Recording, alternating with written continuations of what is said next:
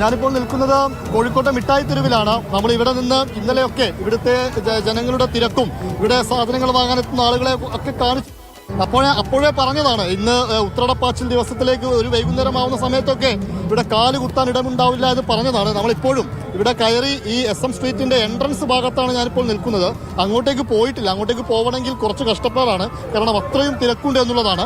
ആദ്യം നമുക്ക് എന്താണ് മിഠായി തെരുവിന്റെ ആദ്യ ഭാഗത്തേക്ക് തന്നെ കയറുമ്പോൾ കാണുന്ന കാഴ്ചകൾ അത് കാണിച്ചിട്ട് വേണം നമുക്ക് പ്രേക്ഷകരെ മറ്റിടങ്ങളിലേക്ക് കൊണ്ടുപോകാൻ എന്നുള്ളതാണ് കാര്യം. ഇവിടെ ഓണം സ്പെഷ്യൽ പായസ കൗണ്ടർ, ഇത് ഈ ഓണമാകുമ്പോഴൊക്കെ പ്രത്യേകമായിട്ട് 2-3 പായസത്തിന്റെ കൗണ്ടറുകളൊക്കെ ഇവിടെ ഇങ്ങനെ സ്ഥിരം ഉണ്ടാക്കാറുണ്ട്.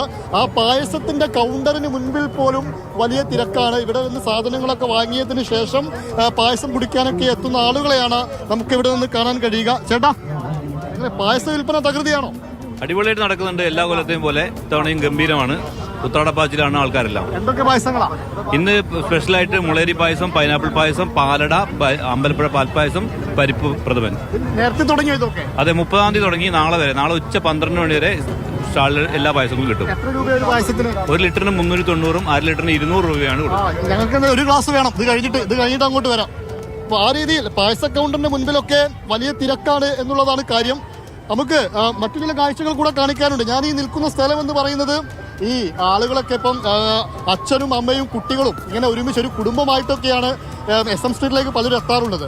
ഒരു പക്ഷേ കുട്ടികളും അമ്മയും കൂടെ അതിനകത്തേക്ക് സാധനങ്ങൾ വാങ്ങിക്കാൻ അങ്ങ് പോയി കഴിഞ്ഞാൽ ഈ ഇരിക്കുന്ന ആളുകളെ കാണാം. ഇവരൊക്കെ ഒരു പക്ഷേ ഈ അമ്മയും കുഞ്ഞുങ്ങളൊക്കെ സാധനങ്ങളൊക്കെ വാങ്ങി വരട്ടെ, അതുവരെ വിശ്രമിക്കാമെന്ന് പറഞ്ഞിരിക്കുന്ന ആളുകളൊക്കെ ഈ കൂട്ടത്തിലുണ്ട് എന്നുള്ളതാണ് കാര്യം. കാരണം എല്ലാ കടകളിലും കയറി ഇറങ്ങേണ്ടി വരും, പല മോഡലുകൾ നോക്കേണ്ടി വരും. അതാണ് ഉത്രാടപ്പാച്ചിലിന്റെ അവസാനത്തേക്കൊക്കെ വരുമ്പോൾ ഒരു കാഴ്ച. ചേട്ടൻ സാധനങ്ങളൊക്കെ വാങ്ങിച്ചോ? വാങ്ങിച്ചല്ലേ, ബാക്കി എല്ലാവരും വാങ്ങാൻ വേണ്ടി പോയിട്ടുണ്ട്. പിന്നെ അമ്മയും കുഞ്ഞുങ്ങളൊക്കെ പോയിട്ടുണ്ട് വാങ്ങാൻ പോയിട്ടുണ്ട്. തിരക്കില്ലാതെ കൊണ്ട് ഇങ്ങോട്ട് കുറച്ച് മാറിയുന്ന അവരുടെ കൂട്ടത്തിൽ കൂടി കഴിഞ്ഞാൽ എല്ലാ കടകളിലും കടയിലൊക്കെ ഭയങ്കര തിരക്കായോണ്ടേ എല്ലാവർക്കും കൂടി നിൽക്കാനുള്ള സൗകര്യം അവിടെ ഇല്ല. അപ്പൊ പിന്നെ എല്ലാവരും കൂടി കയറി തിരക്ക് കൂട്ടണ്ടല്ലോ. അപ്പൊ പിന്നെ കുറച്ച് മാറി.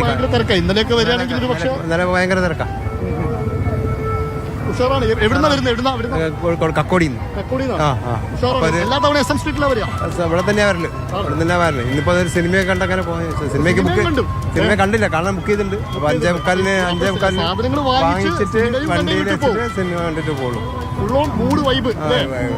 അതാണ് ആ രീതിയിലാണ് കുടുംബവുമായിട്ടൊക്കെ SM സ്ട്രീറ്റിൽ എത്തുന്നു. സാധനങ്ങൾ വാങ്ങാൻ വേണ്ടിയിട്ട് കുഞ്ഞുങ്ങളടക്കം മറ്റൊരു വഴിയെ പോകുന്നു. അവരെ കാത്തിരിക്കുകയാണ് ഈ ചേട്ടൻ. അതായത് അവരുടെ കൂടെ നടന്നു കഴിഞ്ഞാൽ എല്ലാ കടകളിലും കയറി എല്ലാ സാധനങ്ങളും നോക്കി ഒരു പക്ഷേ സിനിമ കാണാൻ നേരമാകുമ്പോഴൊക്കെ ഒരു പക്ഷെ ക്ഷീണിക്കും എന്നുള്ളതാണ് കാര്യം. വസ്ത്രങ്ങളൊക്കെ വാങ്ങിച്ചോ? മിഠായി തെരുവിൽ വാങ്ങിയോ? വാങ്ങിച്ചോ? വാങ്ങി തന്നോ? എന്റെ പേരെന്താ?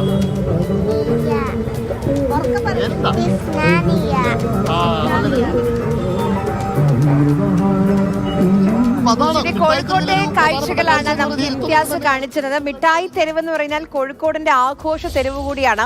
അവിടെയാണ് എന്ത് ആഘോഷം, എന്ത് ഉത്സവമാണെങ്കിലും കോഴിക്കോട്ടുകാർക്ക് മിഠായി തെരുവിലൊന്നും പോകാതെ, അവിടുത്തെ ഒരു കടയിൽ കയറാതെ ഒരു ഓണാഘോഷവും ഇല്ല, ഒരു ആഘോഷവും ഇല്ല എന്നുള്ളതാണ്. അവിടെയൊക്കെ തിരക്ക് ഇങ്ങനെ പൊടിപൊടിച്ചുകൊണ്ടിരിക്കുകയാണ്, കച്ചവടം തകർത്തുകൊണ്ടിരിക്കുകയാണ്.